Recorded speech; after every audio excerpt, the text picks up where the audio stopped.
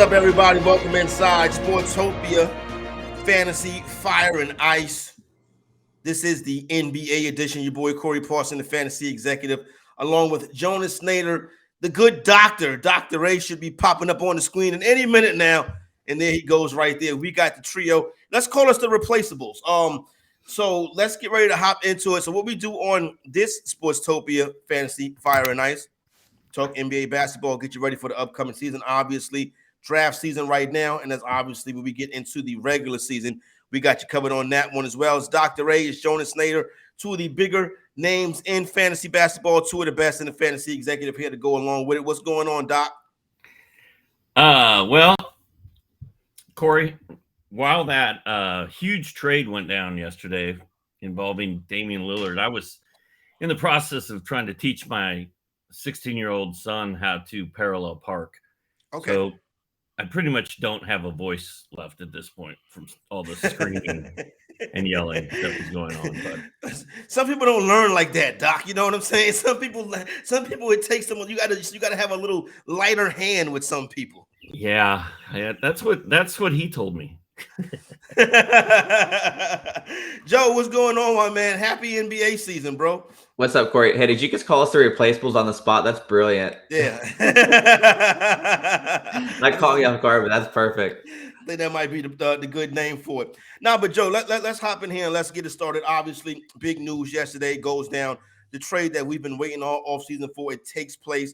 The Portland Trail Blazers trade all-star, the top 75 player, Damien Lillard, not to the Miami Heat, really into their playoff rivals the past couple years, the Milwaukee Bucks. The Bucks let go of Drew Holiday. He goes and he joins the Portland Trail Blazers, and then you have the Phoenix Suns getting DeAndre Ayton, the Phoenix Suns moving DeAndre Ayton to Portland, who they've been trying to get rid of for years. And so what do you think? Quick breakdown of the trade so far for fantasy purposes and for this upcoming season.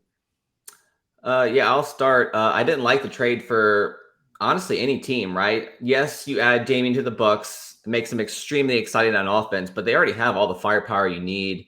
And you take away Drew, and if you've seen him in the playoffs, like Drew has been the difference maker for them. So that's a big loss. I'm curious to see. They don't even have a backup point guard right now. So that's going to be a big hole to fill. Dame's getting older. As for Portland, I really hated this trade for them. Now I'm going to give them a chance to recover some assets because they can flip Drew. Obviously, like he's going to be a big time piece for contenders to try to acquire. But man, I feel like they panicked here. And I feel like this was a shot at Miami too for kind of like lowballing of those offers. I don't like DeAndre Ayton. I don't think he enjoys basketball. I tweeted that yesterday. I got some good feedback from that. But as for the Suns, it felt like a very strange trade for the Suns. Yes, I get it. You don't like DeAndre Ayton, but Nurkic? Yeah. I mean, come on. This trade just seemed like a big mess. I don't know. What do you think, Steve? Yeah, I think it was messy. I think it's clear that Drew is not going to play for his new team. He's going to end up maybe in Miami. Maybe he could end up anywhere. There's a lot of speculation of where he might end up. I don't know where it's going to be. I wouldn't be surprised if it's Miami, but it's kind of messy. We did get a Nurk alert yesterday, and that is that he's going to Phoenix. But I don't know that Portland actually panicked. I just think it got to the point where they were like, he doesn't want to be here. He's not going to play for us. We got to move him for whatever we can get. And it just kind of is what it is. I'm kind of interested to see what happens with James Harden and Philadelphia now. I mean, if this is the best deal they could get for Dame Lillard, what's going to happen with Harden in Philadelphia? So, but yeah, I mean, it does make the Bucks kind of scary. You still have Chris Middleton there. You've got Dame. You've got Giannis. But their defense, I think their defense takes a big hit. And that's a big deal when you're trying to win a championship. Hey, Doc, they moved DraftKings Sportsbooks. They moved odds move to Denver Nuggets as the shortest odds to win the NBA championship this year. Now the Milwaukee Bucks have the shortest odds to win the NBA championship this year. Would you agree with that movement? They put Milwaukee over Denver? Milwaukee is the favorite to win the championship. No, I still like Denver personally. Okay. Yeah. Joe, the same thing. Still like Denver. This is an overreaction in the market. Yeah, I'd say so. I still like Denver and I still like Phoenix, honestly. You think Phoenix got enough depth? I think they're going to acquire some more in the season, right? There's going to be a bunch of veterans that are getting balled out and all that good stuff. I feel like veterans are going to go to that team for the chance to compete for a title. So I still think Phoenix can add some more depth. When you're talking about Kevin Durant, I mean, you have a chance, right? So I still No like doubt. Phoenix number 2, and I have Bucks around number 3 right now. Let me see. I don't know. Maybe I look at it a little bit differently, right? Because I'm looking at Phoenix. I think the coach set the culture for the organization. And now I think the culture is going. I think you got a bunch of pieces. Like, to me, it seems like a collection of talent, but not a team per se. You talking about Phoenix, right? With Yeah, the Suns. Brad Beal and I don't know, man.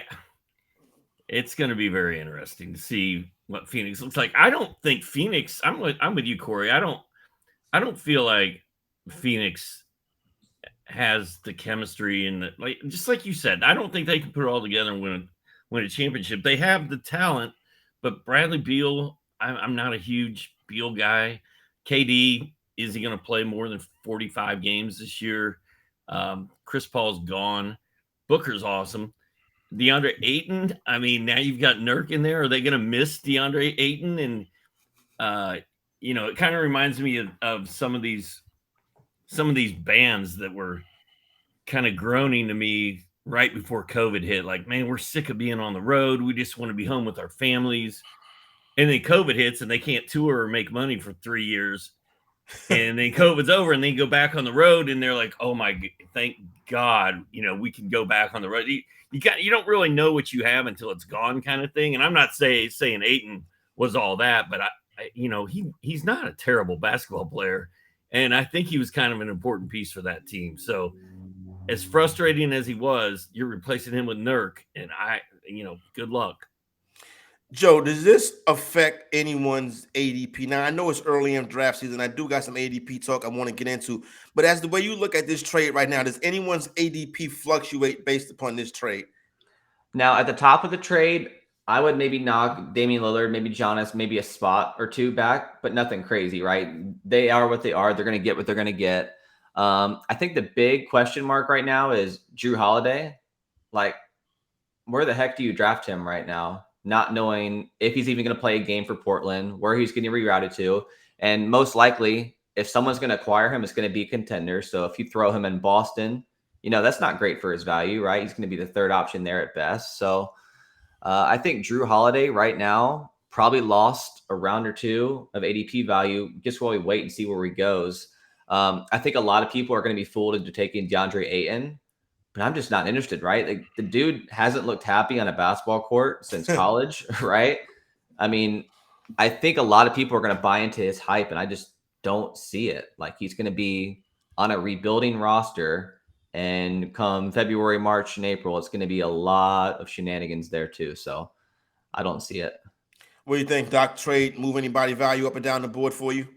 Not huge. I mean, Nurk becomes very relevant now. I mean, a late round center pick for Nurk. I think Anthony Simons.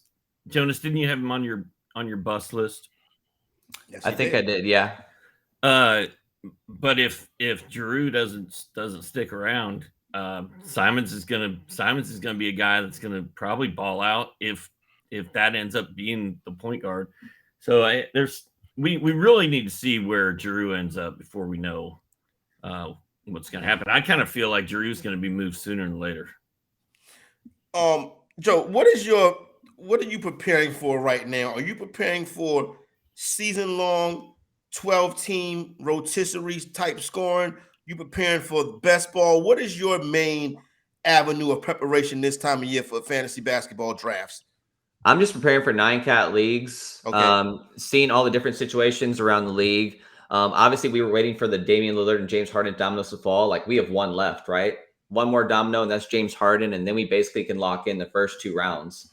So I think now we finally have some clarity, and I'm ready to get some mock drafts in now and see how everything's changed. Same thing, Doc. 9-cat, that's your thing? Yeah, I play a lot of DFS FanDuel as well. I haven't really messed with best ball. I mean, I know the concept of best ball. I haven't really messed with it a whole lot. It's something I'm interested in trying out this year. Sportstopia has this incredible optimizer tool that I'm excited to use in the DFS stuff. And then as far as prepping for the regular fantasy stuff, I think Jonas wrote a draft guide by himself this summer. I've been immersed in this stuff with Sportstopia, ESPN, RotoWire for a while now. So I don't think there's any prep work left for me to do other than just to go out there and try to reach for my guys and get on the clock. Drafts. Yeah, go out there and get on the clock. All right, Joe. So here we go. Back in the lab. National Fantasy Basketball Championship. I'm gonna bring this up into 4 different pieces. The first 6 will go groups of 6, 4 groups of 6. This is the first 6.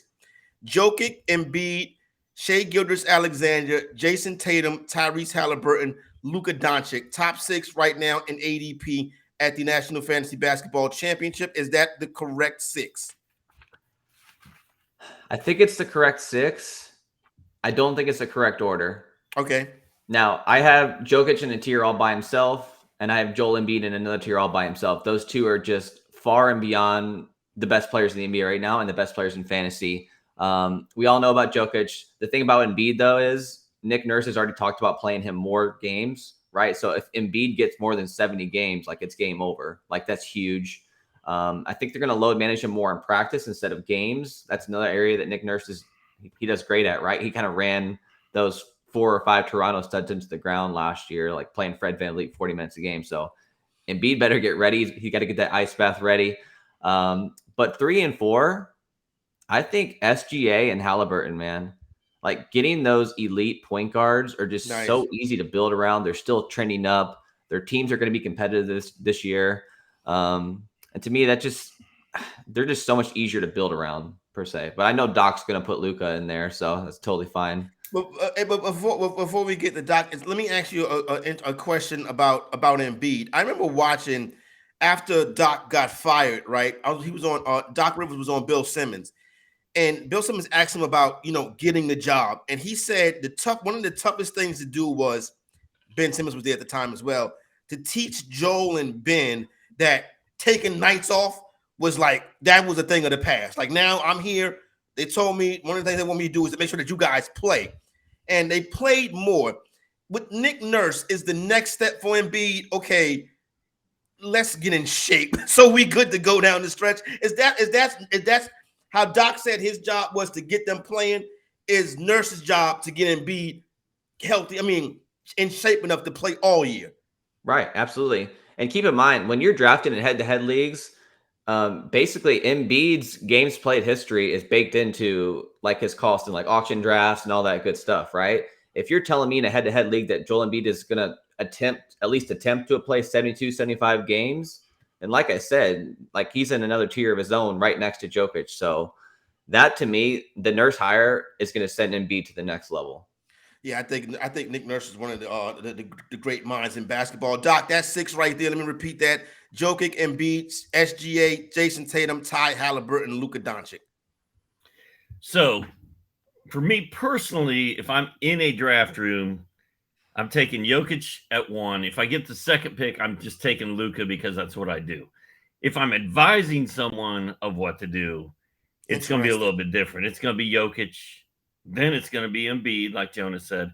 And then Shai Gilgeous, to me, is the number 3. Like, when I go into a draft, I want a top 5 pick because I want to come out of there with either SGA, Halliburton, or Luka. Like, that's what I want.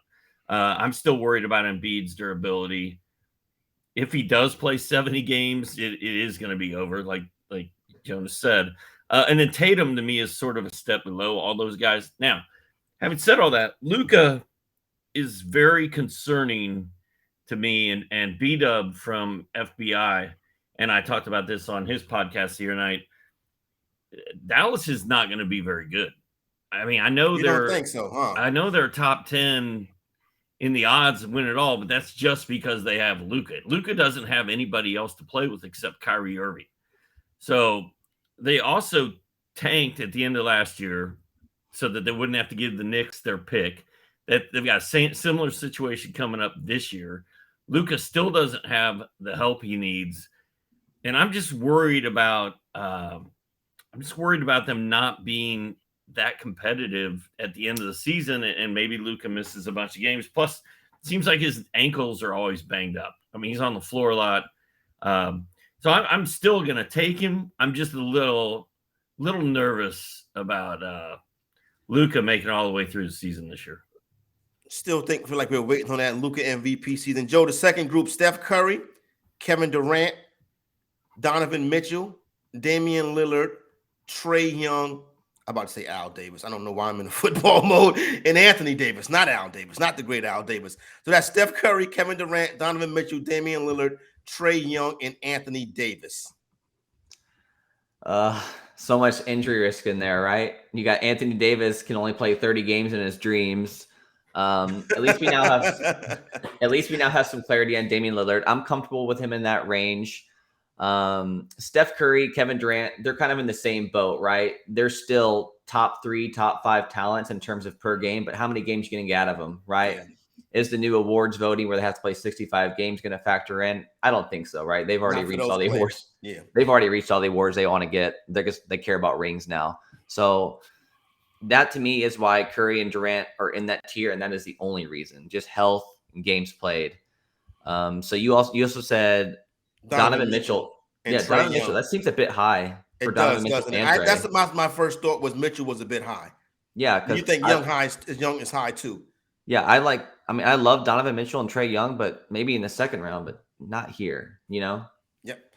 Same group in Doc. Davis, Young, Lillard, Mitchell, Durant, and Curry.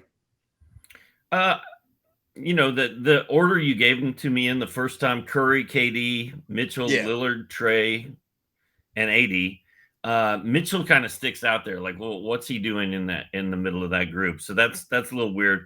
I think Lillard's value went up yesterday because now we know what's going on. Right? That's true. So we can lock into Lillard without being worried about it.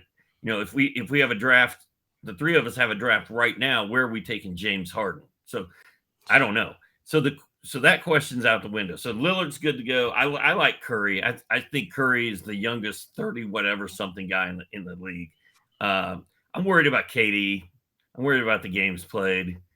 Thanks. Trae Young with DeJounte in Atlanta. Trae's a second round guy. He's not a first round guy anymore. So I'm kind of surprised that he's showing up on this list. And then, I think Jonas and I agree we're not drafting Anthony Davis in the first or second round. I'm not touching AD. Yeah, he's off my board too. I would agree with that. Let me ask you, stay right here, Doc. Let me ask you about Trae Young. Last year, I noticed at round in the back after the All-Star break, his 3-point prop most nights was set at 0.5. And I was like, what the hell is going on? And then I'm playing it and I'm like, oh my God, you know what I'm saying? What happened to Trae Young's 3-ball? Right. Yeah. What happened to Trae Young? And there was a lot of bad juju. I'm in Atlanta or near Atlanta, and the sports radio every day was just, Trae Young isn't doing what we need him to do. Is he going to get traded? Like, his name was brought up in trade rumors on the radio almost every day. And I'm sure that was wearing on him a little bit. The fact they threw DeJounte Murray into the middle of that team, which I personally loved, because the year before in the playoffs, Trae got overrun and there was nobody else in the backcourt to help him out. So they wanted to not have that happen again. And I think they succeeded. But by adding DeJounte in, it took a lot of what made Trae special away. And he's just more of a scorer, good player now than he is, like a fantasy superstar. So 2 years ago, we were drafting Trae Young at like number 10, and it looked like a lock. And now I'm taking him at 20. It's a great movie back in the day, coming of age story called Juice. You know what I'm saying? You may have seen it. Tupac was in the movie. And in the movie, like, I almost feel like the Tupac became this negative character, and it kind of like took over his personality.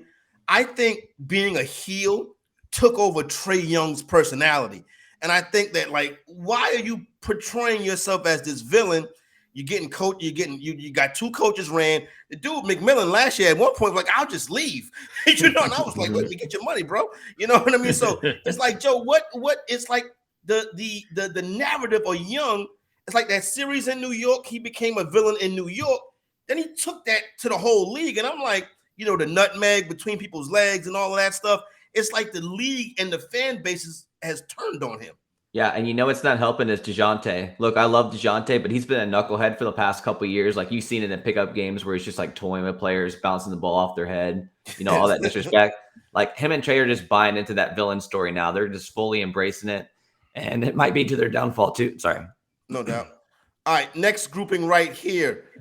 Start with you, Steve. Giannis, LaMelo Ball, Anthony Edwards, Domantas Sabonis, Devin Booker. That's Giannis, Ball, Edwards, Sabonis. I'm sorry, I read that wrong. That's Giannis, Ball, Edwards, Sabonis, Karl Anthony Towns, and Devin Booker. Towns is such a tough guy to depend on because of injuries. But when he's out there, Doc, man, he can really put up some numbers. But I don't think Towns is going to be anywhere near any of my teams this year. Is that a mistake? It might be, because it's not like he's constantly twisting ankles or having knee injuries. He's always got some like big personal thing going on, and he's missed a lot of games over his career. But I don't feel like he's necessarily an injury prone type of guy. And this could be the year, the shutdown and the pandemic and all that stuff is in the rearview mirror. He hopefully got in the lab and worked really hard all summer. Like, I like this 6 better than the 6 before. That's interesting. Yeah. Because you got Giannis in there. As long as you don't care about free throws, you're good to go. Although I don't like the fact that Giannis's knee always seems to be yelling. Yeah. Like, I feel like there's always something wrong with his knee. I hope it's not chronic. I don't think it's enough to stop me from taking him. His free throws are. If I'm in a free throw percentage league, I'm not touching him. But LaMelo Ball is almost a sleeper this late. Like, he's got potential to be, right there with Halliburton and SGA. That's interesting. If he can stay healthy, I don't know if he can. And then Ball's ankle terrifies me. Yeah, Ball's ankle is scary, especially since Lonzo. I wonder if it was the shoes. I wonder if the big baller, the big baller brand shoes is killing knees and ankles. Big That's ballers took the whole family out, man. What do you think of that group? Oh, my bad. Go ahead, Doc. No, go ahead, man. What do you think of that group, Joe? Yeah, so you said Devin Booker, Cat, Anthony Edwards, Giannis, and Ball. Who was the 6th one? Devin Sabonis. Sabonis. Okay. Honestly, I might like Anthony Edwards and LaMelo Ball the best out of these guys. Interesting. And now you could argue Giannis is the best, but you have to punt aggressively in at least one category, right? You have to punt threes, free throw percentage, and obviously he's going to have 4 or 5 turnovers a game. But yeah, I think Anthony Edwards, man, I don't think enough people are talking about him. He's going to be the man this year. Like, this is his team now. It's no longer Cat's. He has the perfect stat set too. I really like him this year, and I just got a notification that my battery's running low. So let me grab my charger really quick. I feel like we should be flip-flopping Donovan Mitchell and Anthony Edwards on this list. Okay, that's cool. Like, I put Mitchell over. I also put Ball over there instead of Trae. So I'd have Ball in the top 12 instead of Trae. I'd probably have Giannis over there instead of Anthony Davis. Okay. I like Devin Booker. We didn't talk about Devin Booker. I like Booker, but he's playing with Beal and KD now, and Nurkic. So that'll be interesting. I think Beal's still gonna get his buckets. What's up, Joe? I have a question for you guys. So they said that Beal's going to be kind of like their point guard, but isn't Booker better suited to do that for him? Like, I just 100%. Feel like it's going to be Booker. 100%. My kids live in the DC area, so a lot of times on the weekends I'll go up there and I'll visit them. whatever. And if I'm in town on a Friday night and the Wizards are home, I'll go to a Wizards game. And what I noticed watching a lot of Wizards game last year, they was running their offense through Kyle Kuzma with Bradley Beal on the court. Like he is a different player than he was. That was like Kyle Kuzma's team down the stretch. I'm used to Beal taking over those games. Beal is not the same player. I'm not really in on Beal at all. It's a lot of money. He makes a lot of money. I don't think he's the same player. I'm not in on Beal this year. I have not been on Beal ever. Doc, he was a bucket one time. Don't do that. He was a bucket, but I didn't like him. The lower leg injury back in 5-6 years ago, whatever. Ever since then, I just kind of feel like he's the most overrated guy in fantasy. Everybody's like, "Oh, Beal top 10, Beal top 10," and he was going late first round, early second round for years, and I just didn't feel like he ever really lived up to the hype. If maybe he met expectations, but he never really exceeded them. But anyway, I like Devin Booker a lot. I can't see Beal having the ball in his hands more than Booker does. I mean, it's just the Beal ship has sailed, I feel like.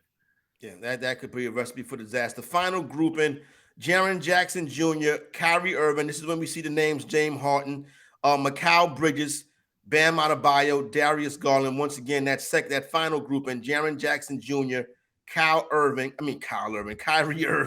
James Harden, Mikal Bridges, Bam Adebayo, and Darius Garland rounded out. Joe, what do you think of that 6 right there? Jaren Jackson Jr. is the best player in that group, just in my opinion. Now, a lot of people are all like hesitant to draft him in the second round. It's like, well, he finished in the first round last year in 27 minutes per game.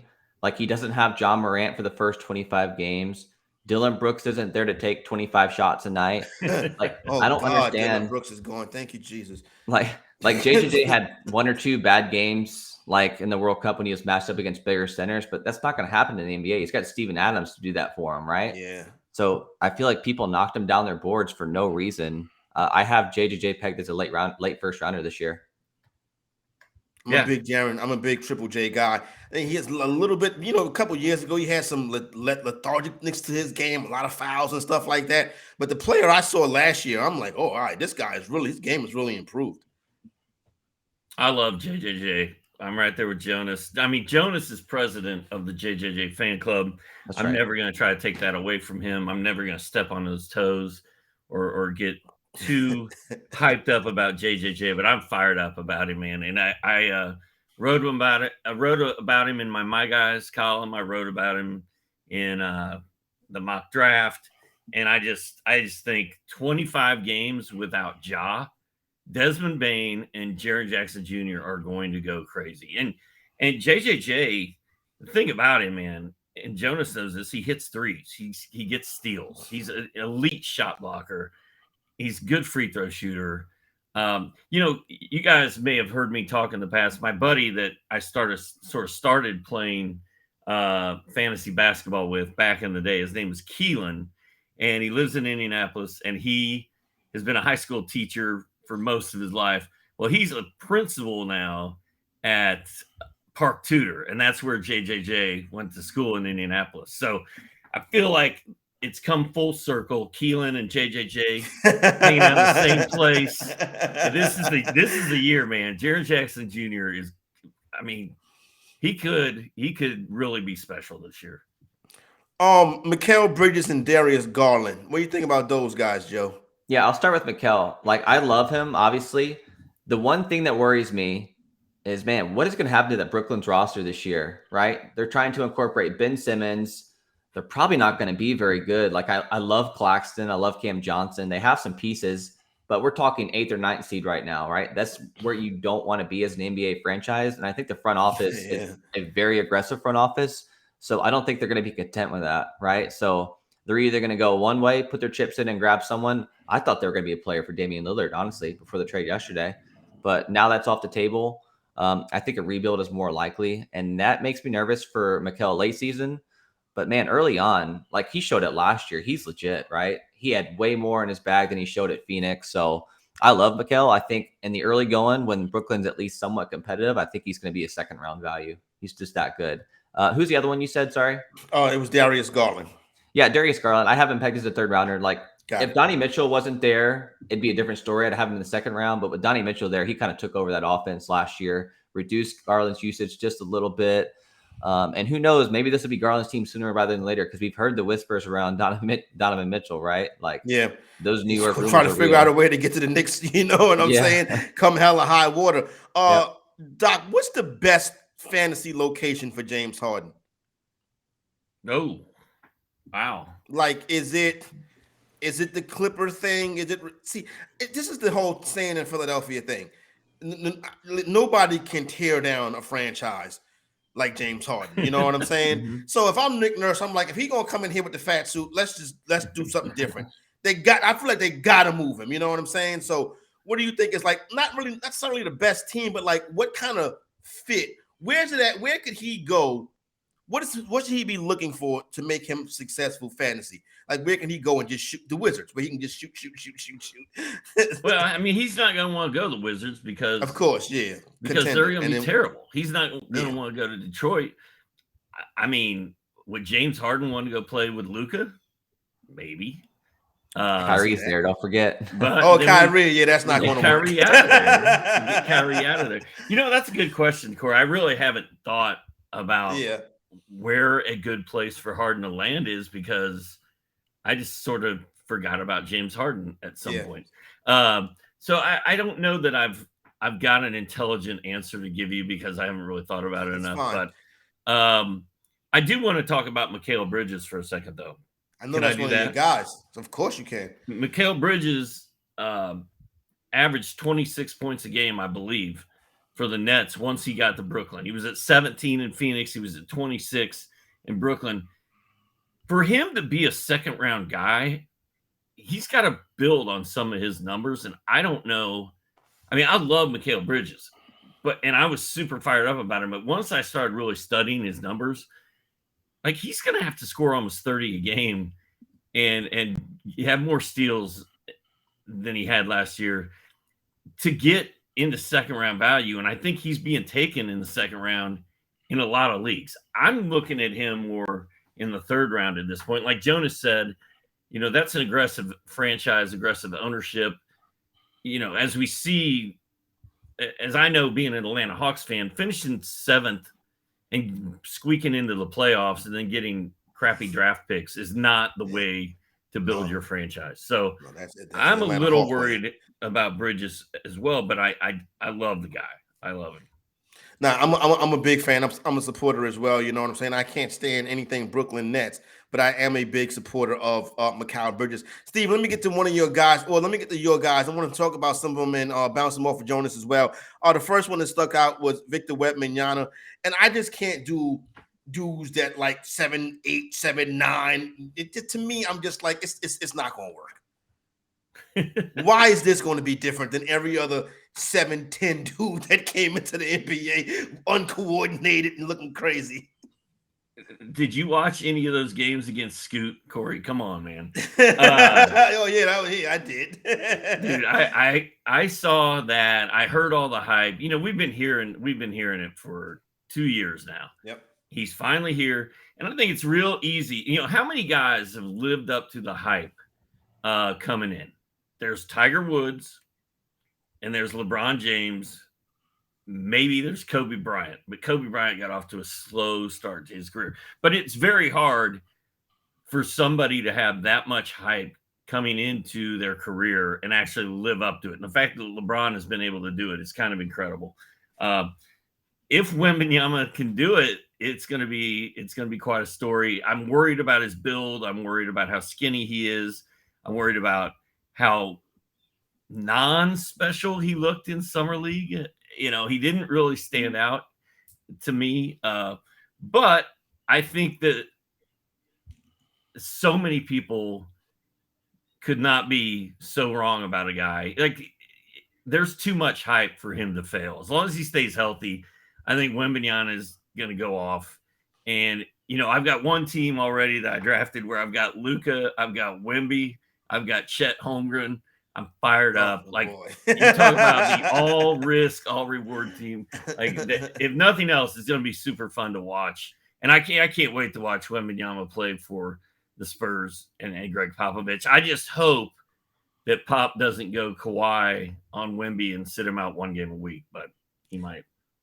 I don't think he'll do that. Wemby, yeah, he loves basketball way too much. You know what I mean? If you listen to him talk in interviews, the dude just lives and breathes it. You can just tell, like, he's a different breed, man. He really is. He's just a special guy.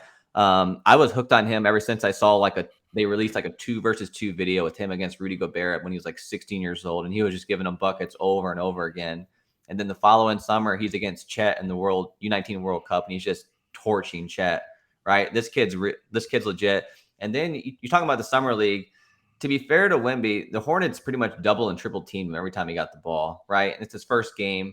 And in the second game, he kind of blew up, right? So I'm with Steve. I think he's going to have a monster season. So I have him in the 3rd round comfortably. I'd take him there all day. All right. Let me get to another one of your guys, Steve.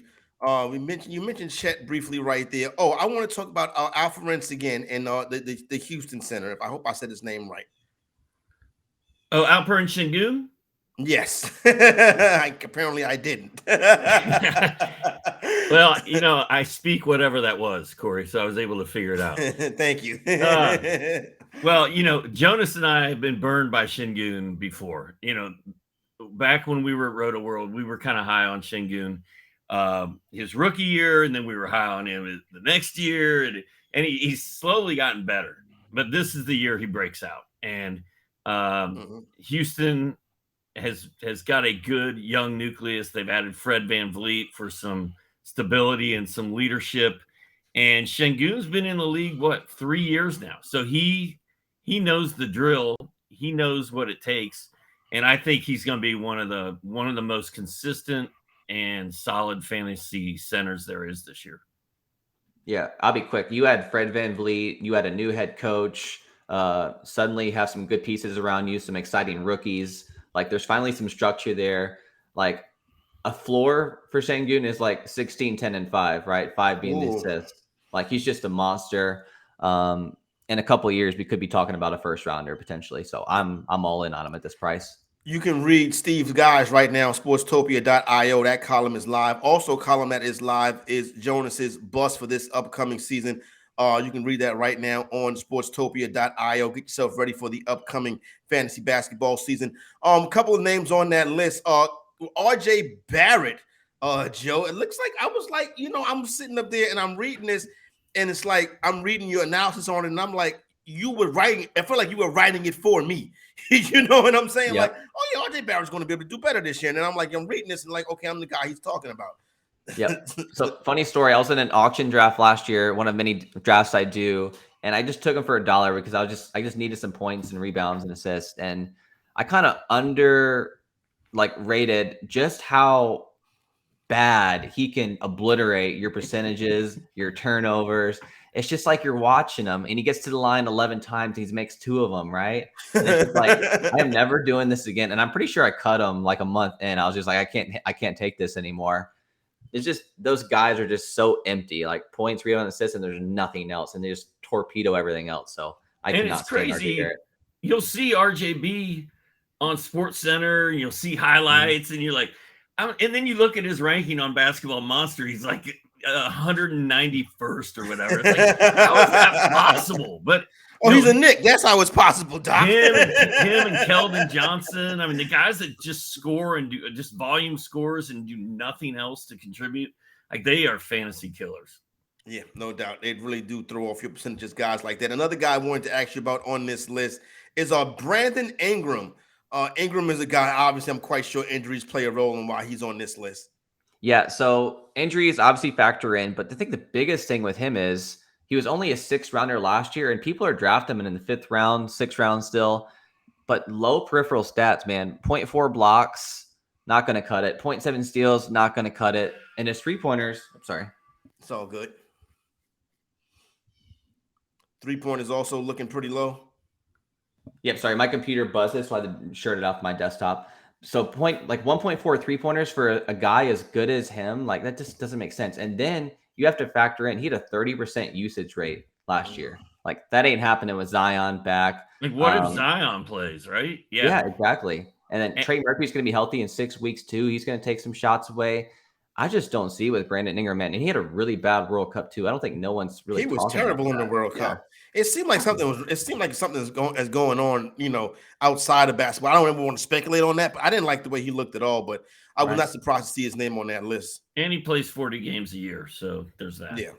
Yeah, that's never really going to help. You talked about Anthony Simons briefly earlier. Simons is a guy right now we're thinking could get some more shots. You would still consider him as a player on that bust list, correct? Well, I may need to reconsider because yesterday I was writing that and the Drew trade just happened. And I was like, well, is Drew going to play in Portland at all? And the more I'm reading into it, I was like, I don't think he is. I think they're going to reroute him pretty quickly. So maybe Simons gets more run than I initially expected. But they still have Shade and Sharp. And honestly, if you asked around Portland, I think they're higher on Sharp than they are Simons. Yeah. Being completely honest with you. I mean, I am. What about you, Steve? Yeah, I am too, but I don't think Shadon Sharp's a point guard. I think Simons is. Well, he's a combo guard kind of, so he plays both. Yeah, but I would want. I mean, if Dame's not there, I want Shadon and Simons out there together. Now, my sleepers list, Jonas did bust yesterday. Probably posted it right as that trade news broke. I wrote my sleepers yesterday right before that trade happened, so I had Anthony Simons on my sleeper list. And Jonas had him on his bus list, so I took him off my sleeper list. But now that we think Drew is not going to play in Portland, I may have to throw Simons back on that list. But the sleepers will be hitting tomorrow on Friday. All right, there you go, right there. So that's sportstopia.io. Get that good content over there, Steve, guys. You also get Jonas's bust, and you see that QR code right there. You can hit that, get a free 7-day trial. I mean, not a free, get a 7-day test drive of the optimizer. It'll cost you $1. But the way they hit in Millie Makers seems like every week I'm talking to Daryl, so you might as well just go ahead and sign up for that full time right now. Before we get out of here, Ja Morant, 25 game suspension to start the season. Is he worth the risk in fantasy as a stash and hold? You can start with that one, Joe. If you ace your draft and he's there in the 9th or 10th round, sure, why not? Right? As soon as he comes back, he's going to put it you can put him on the court right now. He's going to put up 25, 8, and 8. Right. So that just seems like an easy grab in the 9th or 10th round, assuming you don't have much risk in your first several picks. Doc. Yeah, it just depends on where he is. I mean, I'm not going to take him in the 5th round, but I might take him in the 7th round. I might take him in the 8th. It just depends on what my team is looking like and how I'm feeling. If I feel like I'm lacking in point guards a little bit and he's sitting there late, 25 games will come and go before we know it. It's a long time. It's a third of the season, but it also won't take that long once the season gets going for it to be over. Yeah. So, and he's got to stay off TMZ too. He's got to stay off TMZ. He's got to leave the gats at home. Yeah, man, Hunt, please. All right, December 19th is that return date. We'll definitely be rocking and rolling all through there, getting you ready for the upcoming season. So, thanks everybody. Debut episode, Sportstopia Fantasy Fire and Ice NBA edition. We'll be here all week getting you ready for your upcoming drafts. And then when we get in season, we'll help you to make the wise decisions, DFS, season-long leagues, prop bets, whatever the case may be. For Jonah Nader and the Dr. Stephen Alexander, Corey Parsons, the fantasy executive, we're out.